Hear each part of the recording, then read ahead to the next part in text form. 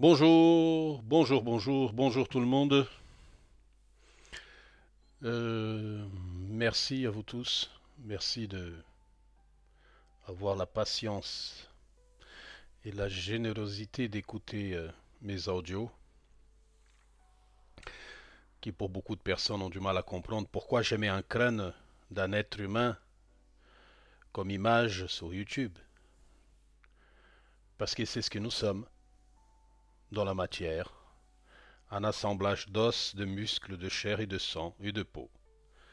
Alors je mets, ça veut dire que pour moi, c'est ce qui est le plus important, qui guide toute la machinerie humaine, ça veut dire le cerveau. Et le cerveau est localisé dans le crâne. Voilà, rien de plus que ça. Alors, je viens aujourd'hui pour parler d'une chose qui est très importante, que j'ai énormément réfléchi. Hein. C'est une réflexion qui n'est pas venue, ça veut dire simplement comme ça. C'est une réflexion qui, euh, que les gens ont beaucoup de mal à parler, à comprendre, qu'est-ce qui c'est. Les gens se posent beaucoup de questions à ce niveau-là, mais personne n'a du mal à visualiser la chose, la mettre en place. Ça veut dire cette manipulation mentale que nous vivons sur Terre. Il y a aussi la manipulation spirituelle que nous souffrons du plan mental et du plan astral.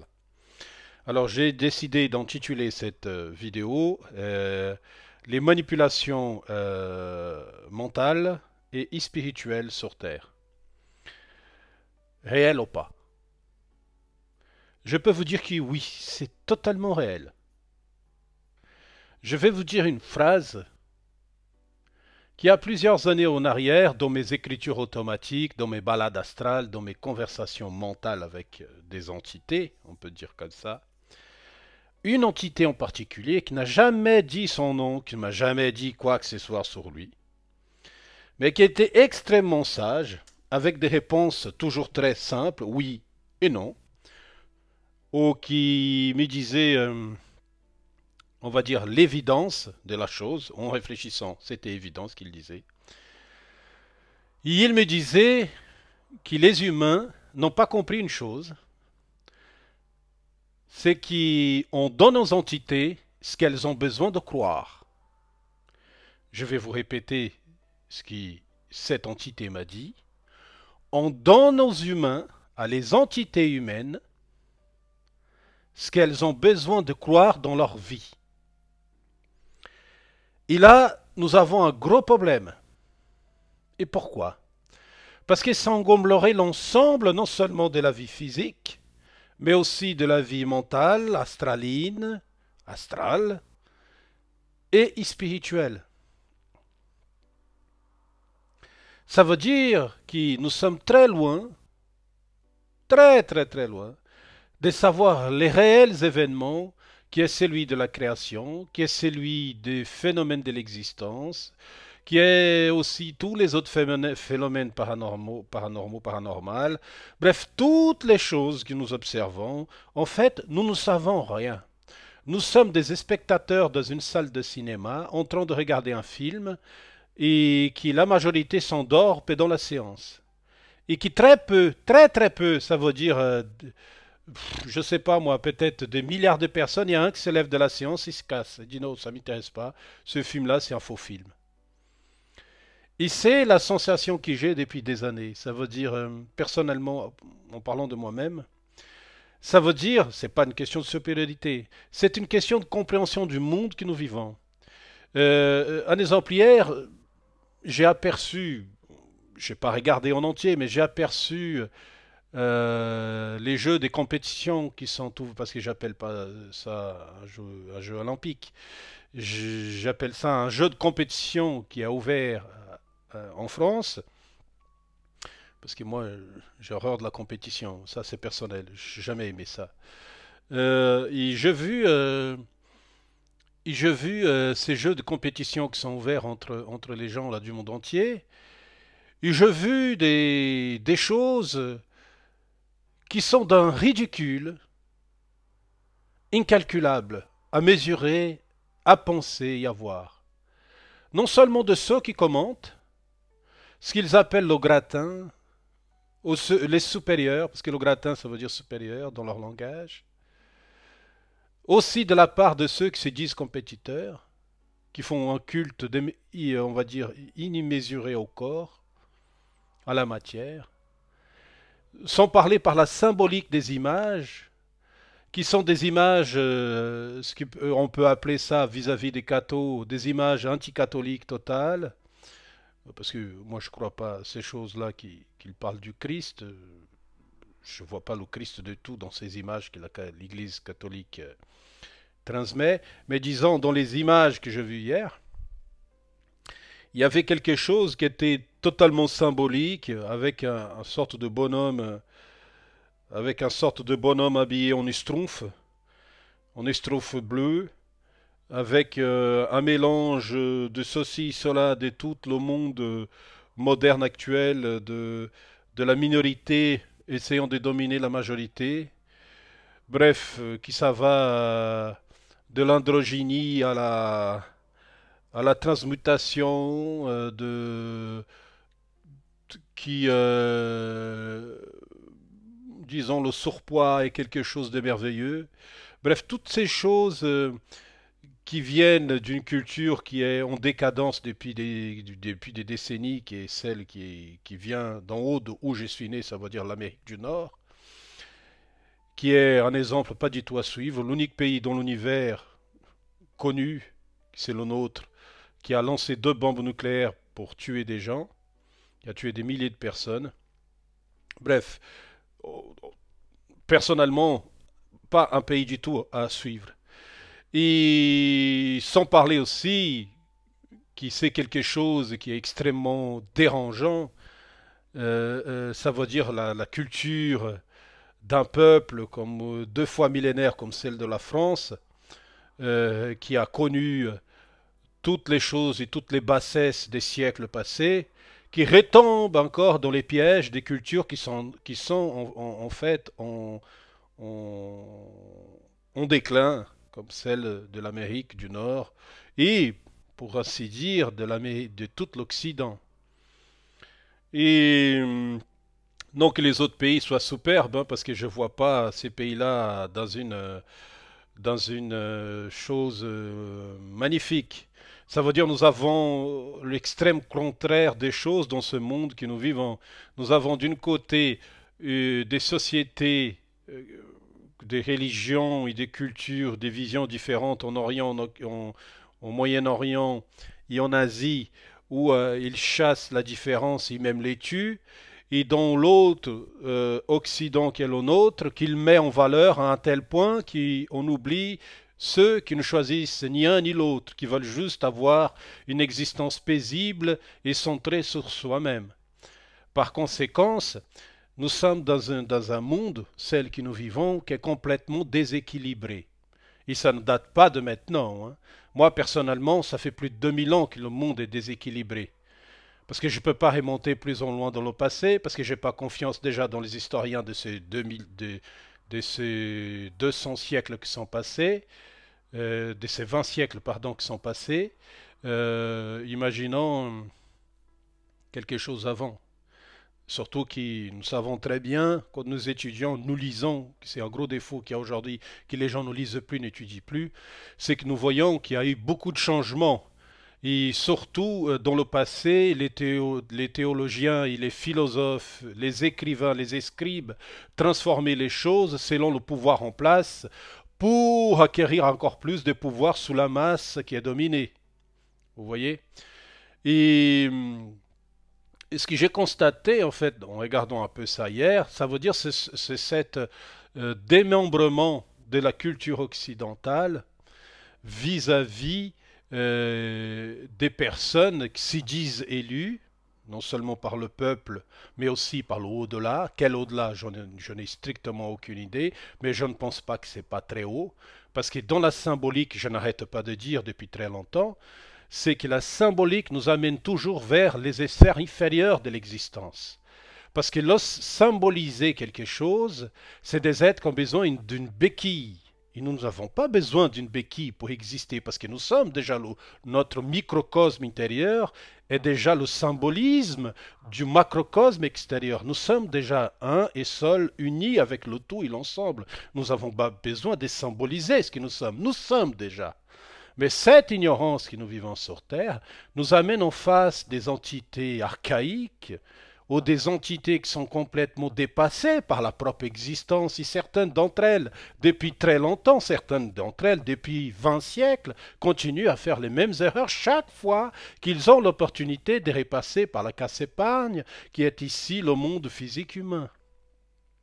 Alors, c'est dans cette configuration que j'ai fait penser à cette entité qui est venue me parler, qui n'était quelqu'un qui n'a jamais passé par la voie de la chair, ça veut dire qu'il n'a jamais pris un corps pour descendre dans cet environnement qu'est le nôtre, et qui m'a dit une chose qui reste toujours imprégnée dans ma conviction personnelle. Ça veut dire on donne à les personnes ce qu'ils ont besoin d'entendre. On ne dit pas la vérité. On donne ce que tu peux supporter, on donne ce que tu peux encaisser. Et c'est ça le problème. Le problème que nous avons, c'est celui-là.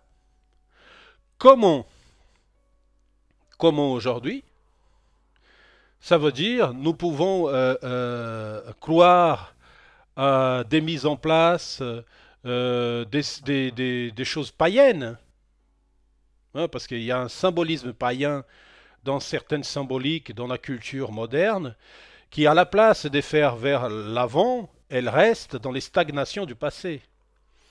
Ça ne peut exprimer que des entités qui sont encore extrêmement archaïques, qui continuent encore à résonner dans une vibration qui n'existe même plus. Parce qu'une fois que cette vibration est éteinte, elle reste, on va dire, placée quelque part dans le subconscient de cette entité, mais tu ne peux plus la mettre en place parce qu'elle n'est plus en vigueur dans la configuration de la majorité des pensées actuelles. Alors ce qui se passe actuellement, ce que nous vivons, c'est un mélange fortuit de tout. Ça veut dire qu'il y en a un mélange de tout et n'importe quoi. Un mélange de consciences qui sont par l'agglomération et par le conglomérat, un assemblage de tout et de n'importe quoi, qui veulent toujours avoir plus alors que nous amenons rien dans ce monde ici, qui ont beaucoup de mal aussi, ceux qui sont le contraire de cela, d'accumuler, qui refusent tout et qui ont du mal à comprendre que nous devons vivre la vie, pas la subir. Et dans quel sens ça veut dire de vivre une vie apaisée avec soi-même. Ça ne sert à rien de vous enfermer dans une grotte où vous allez vous installer avec qui que ce soit n'importe où. Parce que ce n'est pas ça l'existence qui nous est demandée. Ça veut dire plus quelque chose que nous sommes ici pour se faire prendre plein la tronche, qui vivent réellement quelque chose d'important avec soi-même. Je ne dis pas qu'il y a ce que les gens appellent le karma ou des entités qui sont endettées avec eux-mêmes, et parfois avec d'autres qui sont encore moins évolués qu'eux et qui demandent réparation. Parce que quand nous sommes évolués dans la conscience et dans l'esprit, nous avons besoin, personne ne nous a rien fait. Ça veut dire qu'il n'a même pas un questionnement, c'est dire je dois pardonner ou pas pardonner, car il n'a rien. Parce qu'en étant dans cette existence, nous savons qu'elle est une illusion magnifique pour quelque chose qui est éternel. Par conséquent, quelque chose qui est éternel, cette existence qui est très temporaire, très courte, ça veut dire c'est un passage merveilleux que nous allons voir, mais c'est une illusion pour moi qui vais vivre éternellement. Vous voyez? Alors, ce que nous avons ici, c'est un blocage sur Terre actuellement. Et cette entité qu'on m'a dit, on donne aux entités ce qu'elles ont besoin de croire, ça veut dire ça. Ça veut dire on donne à toutes ces consciences que nous avons ici, car le niveau de conscience sur Terre actuellement est très très bas, ce qu'ils ont besoin d'entendre pour continuer. Est-ce que c'est la réalité? Je ne pense pas. Je ne pense pas que ce que nous entendons du mouvement New Age actuel, parce qu'il y a un renouveau du mouvement New Age avec de la transincarnation, alors que les gens ne sont même pas capables de vivre leur incarnation. Comment ils vont vivre les réincarnations et les transincarnations? Ça, ce sont des choses pour des sujets et des personnes qui sont déjà dans un certain plan de conscience, qui sont beaucoup plus évolués. Pas parce que c'est comme, on va dire, une obligation, c'est juste parce que c'est comme ça. Il arrive un moment où certaines consciences prennent conscience, prennent conscience, prennent conscience, et ils rebroussent chemin, ils poussent, ils vont plus loin. C'est comme ça. Ils ne rebroussent pas chemin, excusez-moi. Ils avancent, vous voyez. Alors, le problème que nous avons ici, c'est cette perception que nous avons de nous-mêmes et de notre éternité à l'intérieur de nous. Et ce que nous avons ici, c'est un monde commandé par des consciences qui sont inférieures. Et ça va des hommes politiques à des personnes extrêmement connues, à des personnes qui sont dans ce que j'appelle aujourd'hui, ce que je disais tout à l'heure, la, la spiritualité prête à porter. C'est la même chose qui s'est fait avec le catholicisme ou avec d'autres religions monothéistes. Ça veut dire on vous donne un prêt-à-porter. Ça veut dire les vêtements compris. Vous voyez? Ou les symboles compris. Tout ça, ce ne sont que des choses archaïques et dépassées. Et, et ce qui se passe actuellement, avec cette nouvelle vague de médiums ou des pseudo-sensitifs ou des pseudo-spécialistes de la spiritualité qui racontent que des conneries. Désolé du mot de vous dire ça, mais il n'y en a que ça. Aussi des personnes de la... comment on pourrait dire ça, des personnes qui vont fouiller dans le subconscient des gens avec des introspections psychologiques, avec des personnes qui font des tas de choses que nous pouvons beaucoup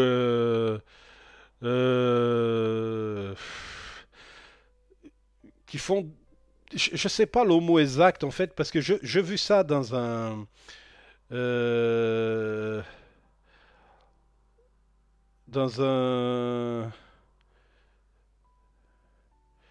j'ai vu ça dans une vidéo en fait où il y avait des personnes qui expliquaient euh, qui font qui font des explications. Attendez, hein, je suis là en train de regarder une vidéo pour voir si c'est bien ça. Voilà, la parapsychologie, hein, parce qu'il y a plein de personnes, de femmes, qui sont dans l'hypnose. Voilà, c'est ça le mot, l'hypnose. Des hommes et des femmes qui sont dans ce délire-là, qui n'ont aucune compréhension de ce qui est le plan mental, qui n'ont pas compris que quand nous creusons, parce que c'est comme creuser, vous voyez, c'est comme aller creuser quelque part, vous creusez dans le mental de l'être, il y a des milliards d'influences avant d'aboutir à quoi que ce soit. Et la majorité des personnes n'aboutissent à rien quand vous allez là-dedans. Ça veut dire, quand vous cherchez dans cette quand vous cherchez dans cette perspective-là, ça veut dire dans cette vision-là de l'hypnose, de la parapsychologie, aussi les personnes, les conférencistes qui sont là en train de raconter des tas de choses, qui la majorité d'entre eux n'ont pas vécu une expérience profonde, ou comme des personnes qui me parlent de l'ouverture du troisième œil. Ce sont des gens qui ne savent même pas de quoi ils parlent. L'ouverture de le troisième œil, c'est une chose simple. Ça veut dire, pourquoi je dis que c'est simple? Parce qu'en fait, c'est quelque chose qui se passe dans ce que j'appelle votre corps spirituel, qui, quand il y a une unification de tous les autres corps précédents que vous avez, et que vous faites une unition avec tout cet ensemble d'énergie, et que vous êtes capable de percevoir tous les mondes existants beaucoup plus légers que celui que nous vivons. Ça veut dire le plan astral, le plan mental, les plans énergétiques, des tas d'autres plans qui sont... Et on donne des noms comme ça parce que c'est notre ignorance que nous donnons des noms comme ça. Nous ne connaissons pas réellement ce qui c'est. Et dans cette ouverture du troisième œil, que je vois partout maintenant, il y a même des gars qui font plein de blé avec ça, ils racontent plein de conneries à ce niveau-là, alors qu'ils n'ont pas cette chose-là. Parce que quand nous avons cette soi-disant ouverture du troisième œil, comme disent les gens, parce qu'il n'a pas un œil réel, hein, c'est une énergie qui part du haut de votre crâne.